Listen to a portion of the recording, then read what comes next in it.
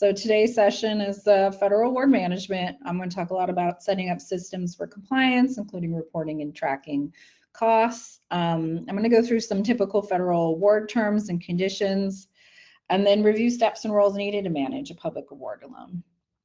I'm going to touch a little bit on procurement and just standard policies for managing awards, but next session on March 10th, I'm going to get into the nitty-gritty of federal procurement. So we're going to talk about standards for purchasing goods and services with public funds and on public infrastructure projects, and then rules governing contracting for those projects. And then I'm going to go a little bit into the competitive bid process, because sometimes that is quite a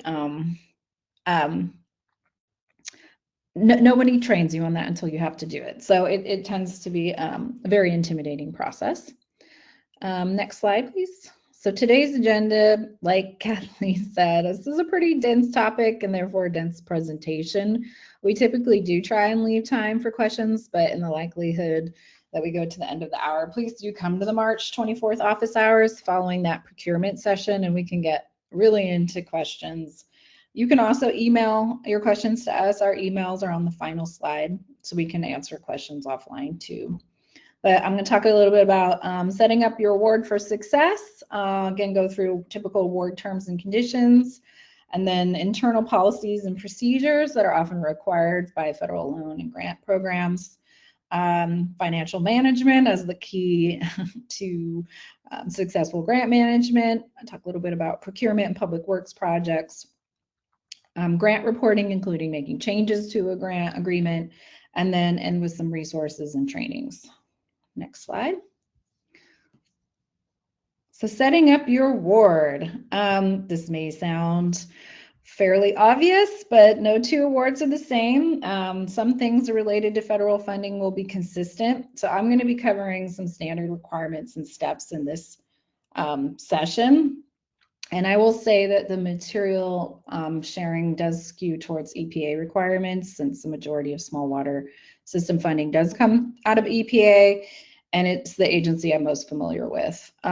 We did have a question in the registration about the difference between federal earmarks and SRF requirements. And awards are those congressionally directed spending or earmarks are considered federal grants, and they're managed by their host agency. So they're subject to the same rules as other federal contracts. So there might be some differences, but everything I'm going to share is good practice. So setting up your new award, first and foremost, long before you ever get a grant, is assigning roles and monthly tasks. So who's going to be responsible for what aspects of the grant management? Sometimes we spend a lot of energy putting a proposal together, and then we get the award, and then we realize we don't have the capacity to manage it. So I think identifying early on who's setting up financial reports, who's doing the program reporting or progress reports, who's collecting the data, who's approving expenses, and things like who's the point of contact for the agency is really important. And also working with your accounting team early on to format accounting reports in a way that you need to report on these awards. Setting up files. You wouldn't believe how much headache comes from having disorganized grant or loan agreement files. So key to grant management is document, document, document. Make sure to maintain relevant financial and programmatic information related to the grant in one organized place. So setting up that source documentation folders is really important. You're going to need to know exactly where your grant application and work plan is, the grant agreement, all the federal financial reports, progress reports, all the payment requests with supporting documentation, any changes on the award agreement, purchase records for project equipment, supplies, records of correspondence with the agency. Because staff may change over time, as can agency program officers, so it's super important to have the documentation for every activity stored in a way that anyone can come along and find what you need. Record keeping. Federal requirements include record retention for all grant or loan documentation for at least 3 years from the date of the final financial report. Unless there's an audit or another review requires that the records be maintained for a longer period, it can be up to 5 to 7 years. So following your organization's record Retention policy is really important. And here's some examples of documentation that needs to be retrained and made available upon request. And that could be part of the final closeout of the grant or in the event of a program audit, which is separate from a single audit. You're going to need things like payroll records, travel receipts and authorizations, equipment and supplies receipts, contracts for contracted services, cost analysis for purchasing, and then BABA and AIS certification. Let's build American by American, American Iron and Steel certification, if those are a requirement of your funding. I will get into more specifics around supporting source documentation when I get into financial management too. Next slide. So I want to talk a little bit about award terms and conditions. So federal grants, loans, and contracts are governed by some standard federal terms and conditions, which is you'll see a lot. It's the Code of Federal Regulations, CFR, Part 200, which is the Uniform Administrative Requirements, cost principles, and audit requirements for federal awards. Federal agencies also have their general terms and conditions, which are grant specific, and they're going to be reflected in your official assistance agreement. But there's some, like I said, typical types of terms. And the first is always going to be reporting. How often you report, usually it's quarterly, semi-annually. I'm managing a community block grant, it's monthly. But those performance reports are basically you're submitting information on a number of areas. One, a comparison of actual accomplishments to the outcomes that you've set in the agreement work plan for that period, the reasons why an outcome were not met, any additional information or explanation around cost overruns and how you're addressing problems, delays that might impact your ability to meet your outcomes. And the second is financial reports. You're going to report on all expenses to the grant to date, including drawdowns. If it's the end of the first year of the grant, it can include a request to move unspent funds from year 1 to year 2. And then a final performance report, which is usually due either at the last day of your grant period, or it can be 120 calendar days after the end date of your period of performance. So it's pretty much taking all the financial reports and all the progress reports into one cumulative report, and then any final technical outputs of the project, which could be like presentations, articles, any materials relevant to the project income, and submitting that to final closeout. I'm doing a session on closeout if this is where you're at in the process and you want more guidance later in the series.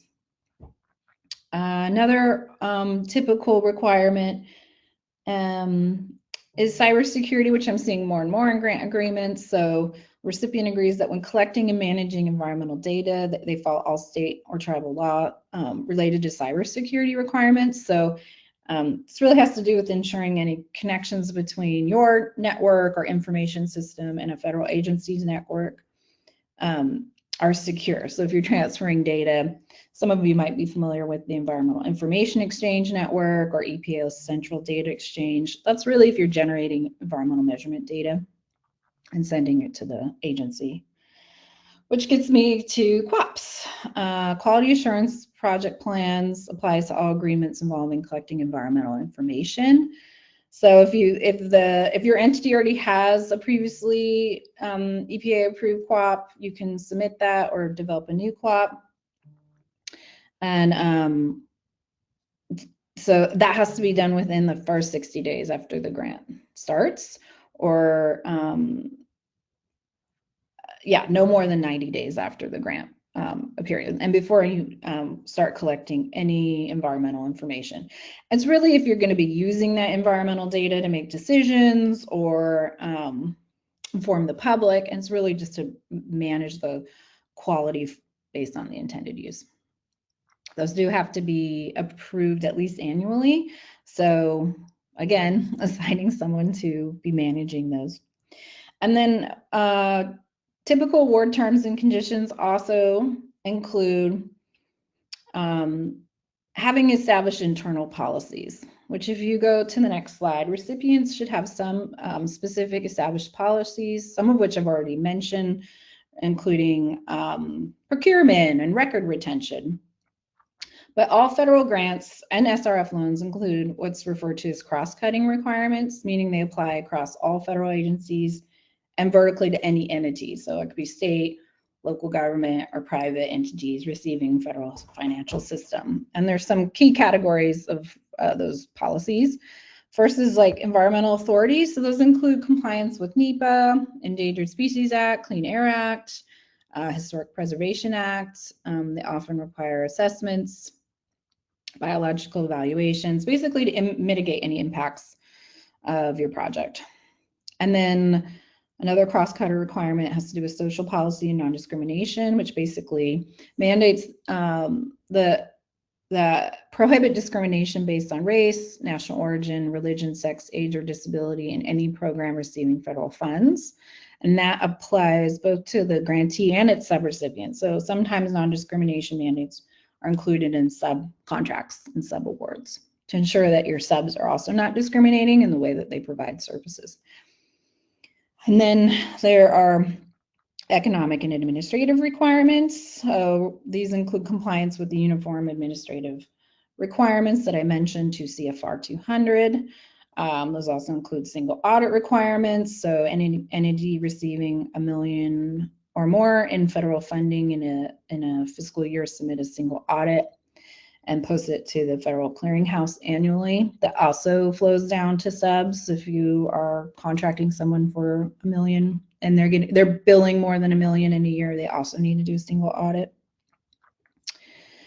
And then disbarment, I think I spelled disbarment wrong. Disbarment and suspension prohibits recipients from contracting with parties suspended or disbarred from receiving federal funds. I'll talk a little bit about that. Before you contract with anybody, make sure they're not on that list. That includes entities, organizations, and individuals.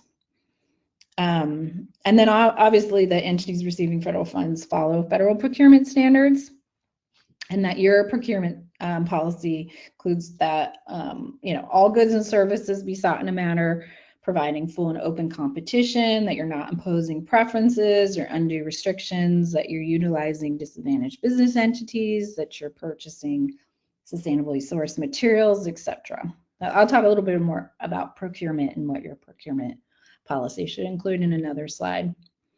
And then there's some grant-specific requirements of the recipient that applies both these internal policies that you're creating in order to meet these requirements, these grant or loan requirements, need to apply both to the grant itself, any government funding, and non-government activities of the organization.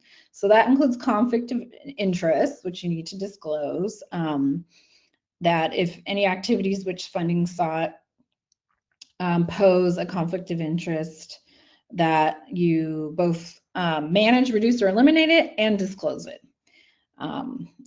Timekeeping policy is really important on how time and effort is documented through 100% allocation of staff time, that you're utilizing the same rate of pay for federal and non-federal work.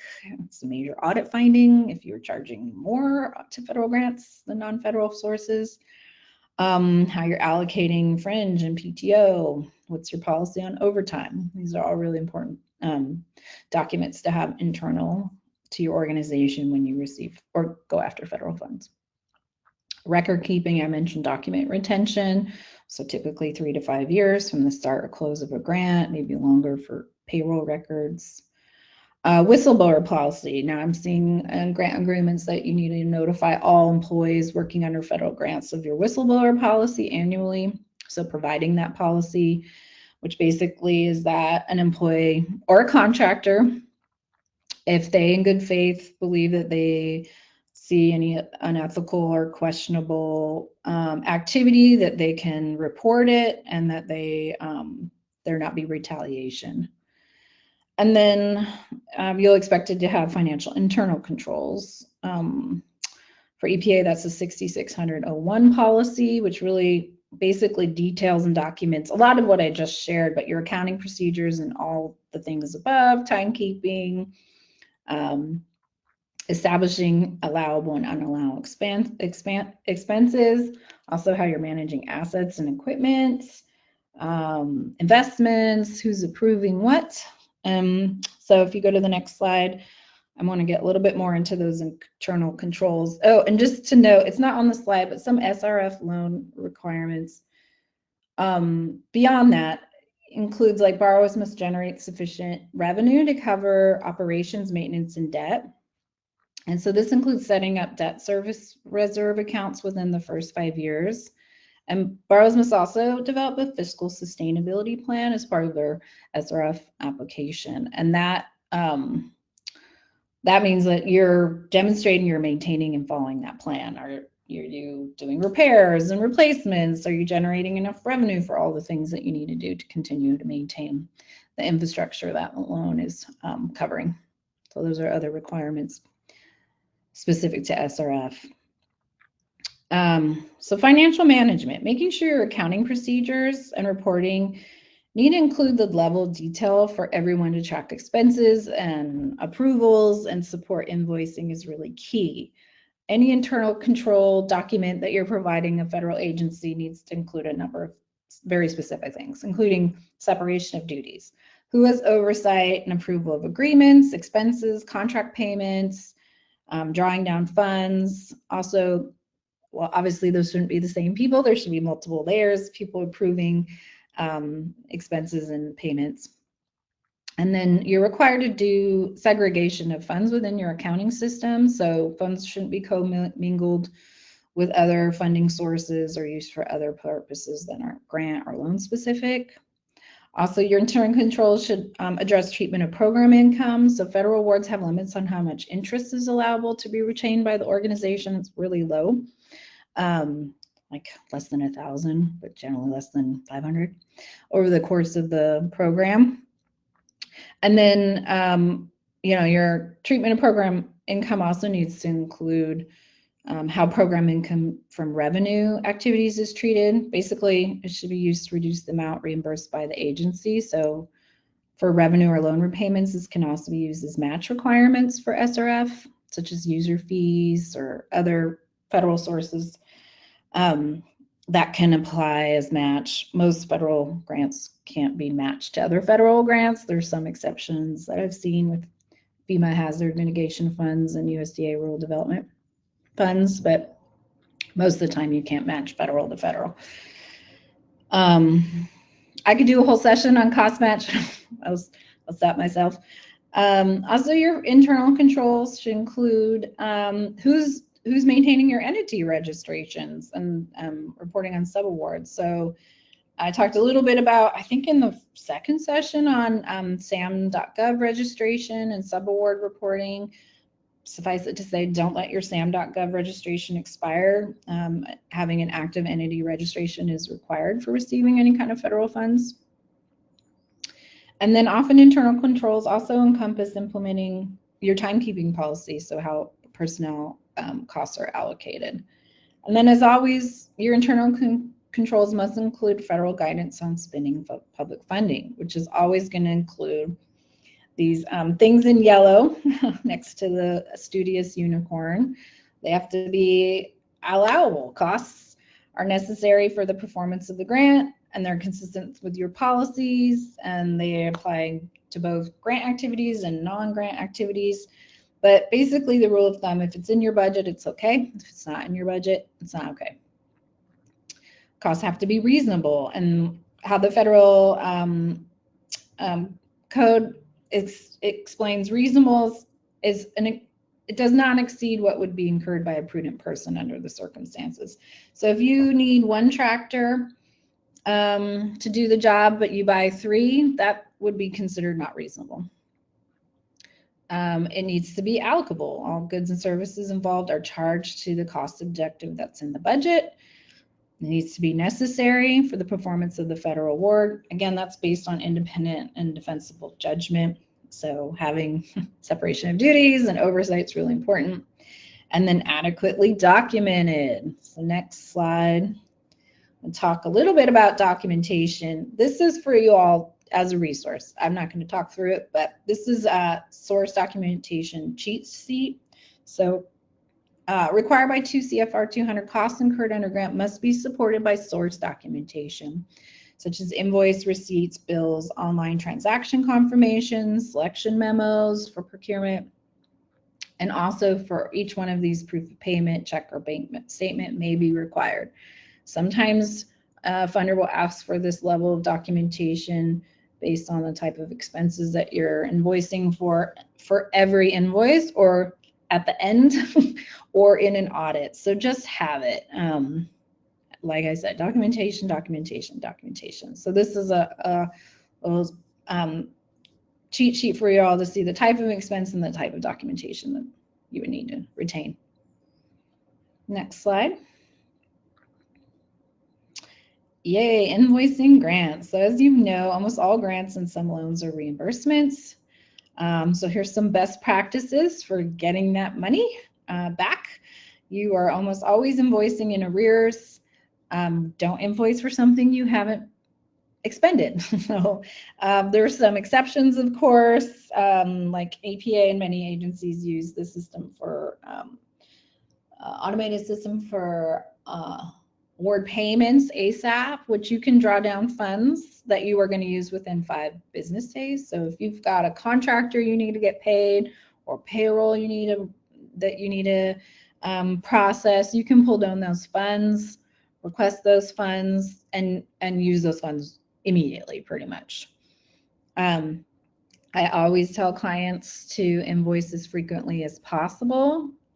For me, that keeps the volume of source documentation manageable. I like to create a drawdown folder with the backup for every request for payment. So all the receipts, all the timesheets, if your accounting software doesn't have the capacity or capability to add attachments to transactions, it's really important to have all that stuff, every invoice, totally organized in one place. Like I said, people come and go. Sometimes you find out invoice didn't get paid because it was 20 cents off 6 months ago, and you need to go back and look at all your receipts and source documentation, which gets me to exact amounts. Invoice for exact amounts. Don't round. I've had to do budget amendments for 20 cents. It's a total waste of time. Review your financial reports with your team. Make sure they're accurate, allowable, and in the budget. And always sync your invoicing dates with when your financial reports are ready, just to make everyone's life easier. Get really clear with your finance team on what's a direct versus indirect cost. As you know, direct costs are those expenses that are directly serving the project. Indirect are usually administrative overhead that are serving more than just the project. So it could be IT, rent, insurance, CFO time. Anyway, I'm going to get into that in the March 10th session on indirect rate negotiation. April 10th session on indirect rate negotiation. I'll cover how to apply indirect. But some of you may have a negotiated indirect rate with the government or be using the de minimis rate of 15%, but there's lots of limits on how it's applied. And of course, remember to document your cost match with the same process and detail as your award and loan. So you're tracking the match and its source in every invoice if necessary. So you're drawing down your match as you're drawing down your grant.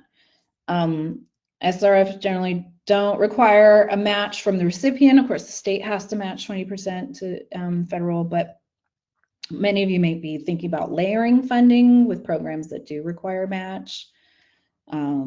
Earmarks frequently require a cost match, although that varies depending on the specific grant program and type of project, but usually it can be up to 20% or more. So it's really important that you are also tracking and documenting all your cost match. Next slide.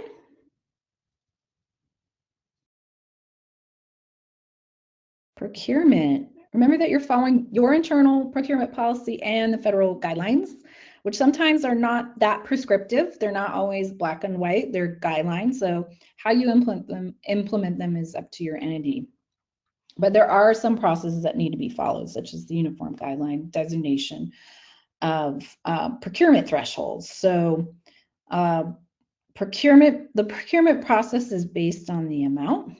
And I do want to note that states and tribes can now follow their own procurement processes as of October 1st, 2024 with the CFR updates.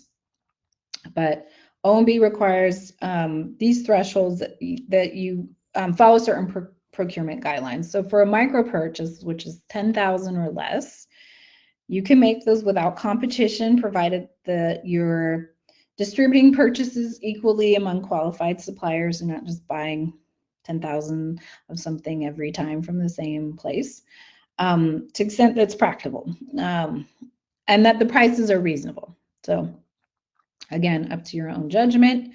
Small purchases now are 250,000 or less, so you still need to obtain price or rate quotes from an adequate number of qualified sources. I would consider that 3 at least. And you're documenting those quotes. For large purchases under that threshold, I would put an RFP out, get quotes, have a criteria for selecting the most qualified and inexpensive provider. And then the oversimplified acquisition or anything over 250,000, again, your sealed bid, which is usually used for technical goods or services, and if you have a set amount, or publicly solicited competitive proposals, that's you're selecting qualified candidates based on qualifications, what they're proposing, and the price. When I do the procurement session, I'll get way more into bidding process. I did want to flag something that when I work with clients on new federal grants, sometimes they conflate subawards and contracts. So I just want to clarify how those are treated different under federal guidelines. Subawards differ from a contract in the way it's procured and managed. So subawards are usually partners on a project. They're written into the proposal. They're identified as part of the application. Sometimes their qualifications are taken into account by the federal agency that's awarding the grant.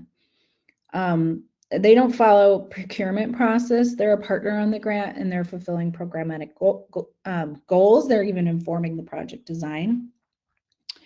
And those sub-awardees are also responsible for adherence to all the applicable federal program requirements in the federal awards. So you're flowing down provisions from the federal agreement to your subs. So they have to do a lot of the same things as the recipient. And I would use the federal agency subaward agreement template in that case, because those usually will have like the conflict of interest, the non-discrimination, audit requirements, access to records and record retention. It's really important to make your subawardees aware and agree to that, because you're basically reporting on their behalf. And recipients must report each subaward that obligates 30,000 or more in a federal grant in SAM.gov. Contracts, on the other hand, are for obtaining goods and services for your use on the project. It's a procurement relationship with the contractor, even if it's an individual. So they're typically providing goods and services on commercial terms. They provide goods and services to many different purchasers. They are operating in a competitive environment. Reasonable profits allowed. So you're following procurement process in that. I just want to note that procurement is the second highest non-compliance finding according to EPA. That's why it's important to understand the different types and levels of procurement and document your procurement process. Keep all the bids, keep the RFP responses, keep even your online search for like this thing versus that thing. It's really important. Next slide. I did want to say a little bit more about public infrastructure projects and procurement. I'm not going to get into it, but I want to give a couple like highlights, because I feel like if I didn't say it, someone would ask. A public infrastructure project is a government financed or managed initiative to build, improve long-term physical assets for public use. So that includes all your water, utility treatment plants, sewage systems, dams, pipes, and there's a couple of requirements that are passed down from different legislation going back to the 30s. So BABA, which is Build America, Buy America, that was part of the Infrastructure Investment Act, requires iron, steel manufactured products construction materials used in the project be produced in the U.S. That applies to all infrastructure projects that receive federal assistance, not just clean water SRF and drinking water SRF. And those two programs must comply with both BABA and American Iron and Steel. I won't get into all the things that are considered construction materials, but it's more than metals. So plastic and polymer-based products. So if you're using PVC or composite building materials, those two fall under BABA. You can apply for a de minimis waiver if you cannot procure domestic origin materials up to 5% the total project cost. Same with American Iron and Steel. You can do a de minimis waiver if there's a small percentage of incidental products of unknown origin. AIS requires you use iron and steel products produced in the U.S. for construction, maintenance, repair, public water supply systems, or treatment works. The manufacturer must certify as to whether the product meets AIS requirements, same with BABA. You need to get a certification from the producer, so that the manufacturer, sorry, not the product supplier, but the manufacturer must list the name, location of the project, describe the product, where it was produced, and it meets BABA or AIS requirements on their letterhead. So you're retaining that documentation. Davis-Bacon, which is also prevailing wage. So DBA requires that workers receive no less than the prevailing wage being paid for similar work in their locality. So it's based on location. It's computed by the Federal Department of Labor. So this applies to most construction repair contracts over $2,000. The requirements are both on the borrower, if it's an SRF loan, or the recipient. You're collecting payroll reports. Even if you're using a contractor, you're collecting those from the contractor. You're submitting certifications and doing spot checks on payroll. Oftentimes you'll be contracting for this work, so you're including those prevailing wage requirements in your contract, so that the contractor responsibility is to provide certification that Davis-Bacon's being met. And then DBE, which is it's changing as a requirement under the current administration, but it was that disadvantaged business entities be made aware of opportunities that the recipients utilize MBE, or so minority businesses, women-owned businesses, and other DBE firms when procuring services. And I'll go into this in the procurement webinar too. What are the steps for making DBE utilization possible, and how you go about notifying and putting RFPs together so you can utilize DBEs. Next slide. It's also responsible to monitor your subawardees or subcontractors. So federal grant guidelines require pass-through entities to monitor sub-recipients to ensure compliance with federal laws and award terms. Obviously, first thing before awarding a contract is check sam.gov to see if they're disbarred. Again, use individuals and companies are listed there. Make sure you're structuring the contract appropriately, to reflect the complexity of the contract, both in technical terms, like are they qualified, are they able, do they have a track record of delivering really specific technical deliverables, and then also issuing clear sub-award agreements. So if you need stuff from them in order to produce your financial reports or your program reports, you need to be able to review their invoices and spot check documentation. They must be licensed and bonded if needed. I always tell people to structure the payments to reflect guidelines of the funding. So if they need to invoice in arrears for work completed, or if you need to get prior approval for paying up front, otherwise known as mobilization costs, ensure your contract terms are clear, include access to documents that you might need for audits, such as like invoice documentation. And then, like I said, utilizing DBEs whenever possible. And Sarah, I wanted to see if you wanted to share on other best practices for entering into partnerships or sub-award relationships. Yeah, definitely. Don't wait until you've won. If you in advance of actually applying for this grant or whatever else you're going for, know who your subs are, reach out to your subs, get them lined up, and then have them commit to a scope of work. Have them define their own scope of work, their own budget, their own inputs, outputs, and outcomes, right? So that it's like they're submitting to you a little mini proposal of what they are going to do. And I would say if they can't do that, then they're probably not the best sub. You're going to have problems with them down the line as well. And create an MOU that basically says, between the two of you, this is how much, this is what they are committed to, this is how much they are committed for. Should the award happen, this is what we will be doing together, right? So put it all up front.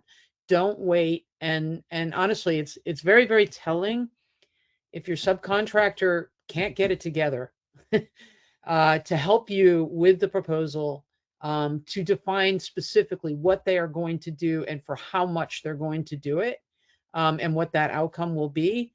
You've chosen the wrong sub. You do not want to wait until you've won the award and you're stuck with a sub who really isn't going to perform the way that you need them to perform. Yeah, that actually gets me to the next slide, Kathleen, which is, switching out a sub is complicated if it's even allowable. EPA typically does not allow you to switch out a sub if they had a significant role in the grant, and because sometimes they are also considered in the grant review. Their qualifications are one reason the grant is also being considered. So changes to the award are necessary and needed when there's changes in the scope or the objective of the project. Even if there's no associated budget revision requiring prior written approval.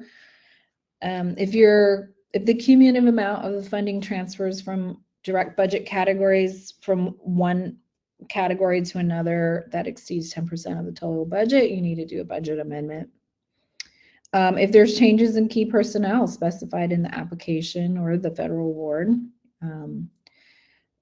Also, if there's a disengagement from the project for more than 3 months or 25% reduction in time devoted to the project by the approved project director or principal investigator, you need to work with your program officer to notify them and potentially get a extension. Some transfer of funds budgeted for certain things need prior approval. So if you had things in there for participant support costs and you want to move that to other category of expenses, that often requires a budget amendment. Yeah, go ahead. I would also add, even if you don't think you're going to need something like, oh, we're not going to use contractors, so I'm not going to include that as a line item. And then you do need a contractor, just even for a small amount, then you actually have to change your budget and have to get approval for that. So oftentimes we will put in just a small amount for things that we don't think we're going to need, but we might. At which point, at least it's in the budget and we can move small amounts of money to up to 10% of the total, usually, into that line item so that we can actually hire them without having to ask for budget modifications. Yeah, so as long as that budget line item is there, you can change the amount and move things around. You do need prior approval if you're subawarding, transferring, or contracting out work under the federal award that wasn't originally part of your budget, of course. And then get a no-cost extension if needed before you need it.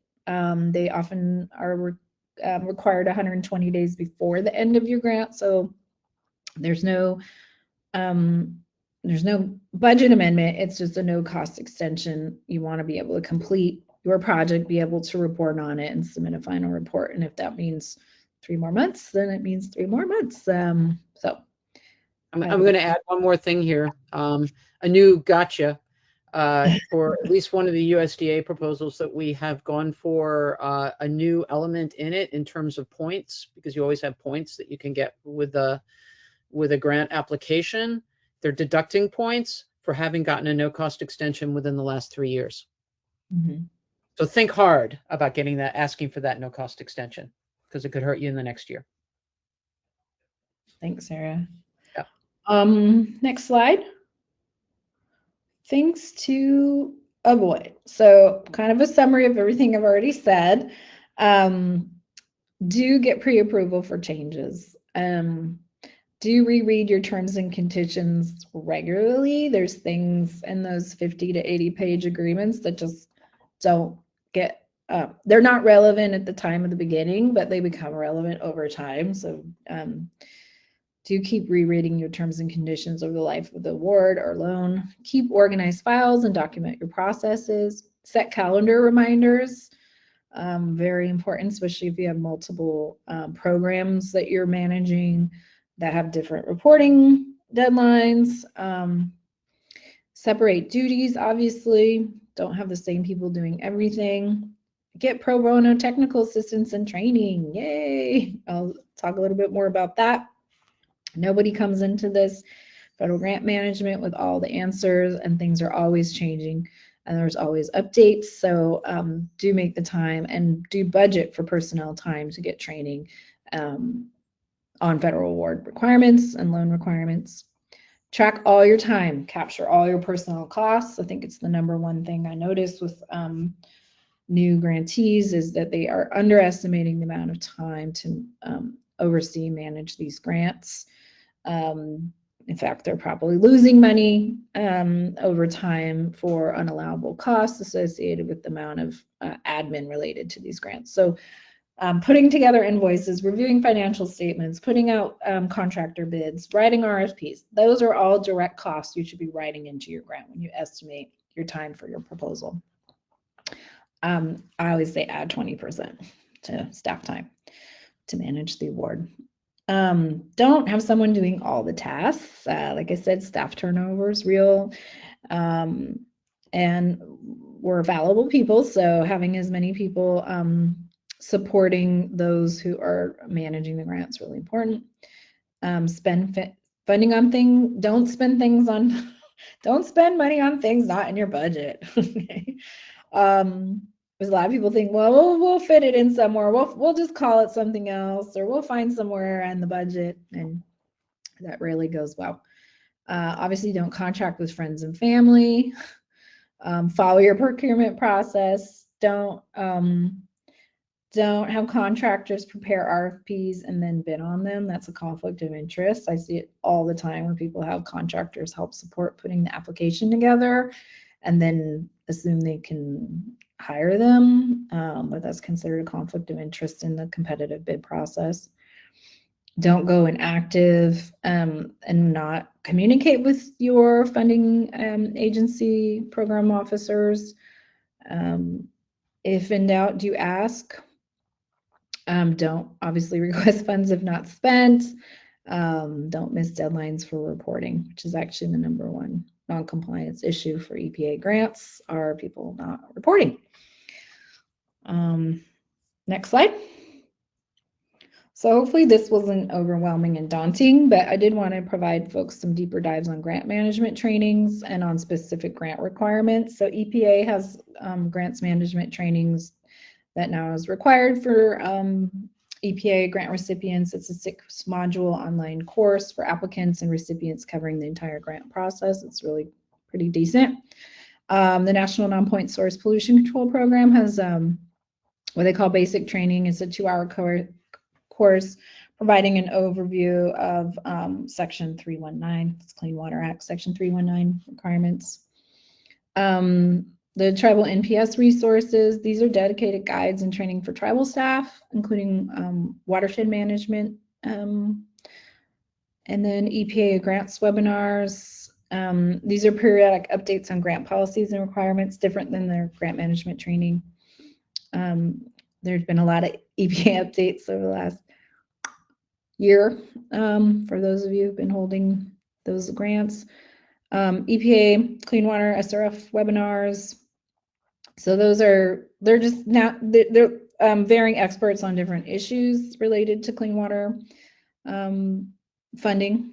And then I'm in California, so I'm familiar with the California Water Board. They have extensive training for clean water and drinking water SRF applicants, so they can provide technical assistance on those loan applications. And then our wonderful hosts, the Environmental Finance Center Network, offers workshops on everything from grant writing to things like what we're talking about today. So we just put the link to find this series, all the past that you can watch webinars, and any of the future webinars. If you just go to the training site and then Google unicorn, you will find our sessions. And I think that's it for grant management. Obviously, there's a lot of TA out there specific to grant award programs. And you can see all the EFCN network trainings past that deal with specific things. There's some great ones on public infrastructure, BABA and AIS that I recommend. And I think that's for us. We have 5 minutes. If there's some burning questions, you can put those in the chat and Zoe can share those out. But here is our team's contacts. If there are things that you want some more specific guidance on, I'm happy to provide that. Kathleen, who is our ringmaster, is at the top there, so you can email her and she can coordinate getting your questions answered. And hopefully we'll see you at the next session in the office hours. So definitely come if this sparks some questions that you want to discuss or opportunities that you want to discuss. I did not get into like funding opportunities because we've covered that in previous sessions. So do check out those previous trainings. And thank you for having us, and good luck in your grant management journey. All right, we do have a few questions. The first question is, what is the best way to keep all of the grant information together? Like a 3-ring binder, a folder of some kind? I don't, I mean, I started out with paper folders for sure, but if you're getting audited, either a program audit or a single audit, they want everything electronically. So I create, drive folders for every, like the procurement process, I'll keep all that in a folder. I download financial reports by quarter and put those with our invoices, all the receipts, all the timesheets, all the allocation. So every drawdown of funds or every invoice has all the backup documentation for that period. You don't want to have to go back a year and a half to try and find something, which that happens in audits all the time. I know. I didn't have the cheat sheet when I started out, and I was like, you need what? Like, you need people's mileage reports, and they were like matching mileage reports to timesheets to make sure people were working on days that they were submitting mileage. It was insane. So if your accounting system can make attachments to transactions, that's super helpful too. So if you're allocating payroll and they have a payroll calculation that they can attach, if you're getting your financial reports and they have any kind of transaction, your accounting team can submit attachment for that transaction as backup. That's also super helpful because your accounting team should have the source, at least access to the source documentation, if not be the original source. So yeah, I create file folders online with all that stuff. That's a great question. Yeah. I'm glad that like scare you into documentation came through. The next question is there a rule of thumb for budgeting for compliance and reporting? We are a small rural agency with limited staff and will have to hire outside support for compliance. Such a good question. I mentioned 20%. I mean, there are some programs that limit the amount of staff time for administrative management, but if there is not a cap on admin, at least 20% of the budget should be for grant management admin. Your indirect rate is not going to cover administration of the grant, and it shouldn't. That's not an indirect cost. It's a direct cost to the grant, and especially if this is a new grant and, like you said, a small team, and you're having to contract or hire that out. I would say at least 20 hours a month of someone's time to look at receipts, invoices, collect information from staff or the progress reports, all that stuff. A minimum of 20 hours a month would be really great to be able to budget. Thank you. We also have another question from an individual who says, you said there should be a separation of duties, but I'm afraid I'm going to be in charge of almost everything related to this, including records, draws, finances, etc. And I also may need to leave the position in the middle of the grant. What can I do? Is that even feasible? Yeah, I totally hear that, especially when you're in a small, a rural water system. I mean, I live in a rural place of 1,800 people, so yeah, it's the same person answering the phone that comes out like assesses problems. So yeah, I think as much as you can document your process, like one thing I always recommend is like your internal controls is a manual. Like, how are you doing everything? How are you approving? How are you invoicing? So at least there's some written documentation of your process. And it shouldn't be your full-time job, but it's definitely going to take up a lot more time than you think to just like put some systems in place. But have someone who's ever in charge of your accounting, also kind of shadowing this process and verifying, like reviewing your invoices, reviewing your financial reports with you. So there's some shared duties there, even if you're ultimately responsible for submitting these things and keeping track of your budget. Train someone, so in the absence of you having to do everything, someone can step in and see like the logical sequence of your process. Yeah, Tamira, I might add too, just you're in obviously a small rural community, you're lacking for people to be able to hire into the position, but that doesn't mean you can't hire someone remotely, especially to handle some of the accounting space, some of the Tamira things that Tamira is amazing at. You can find external resources to help you to hire them remotely. They don't have to be in your community.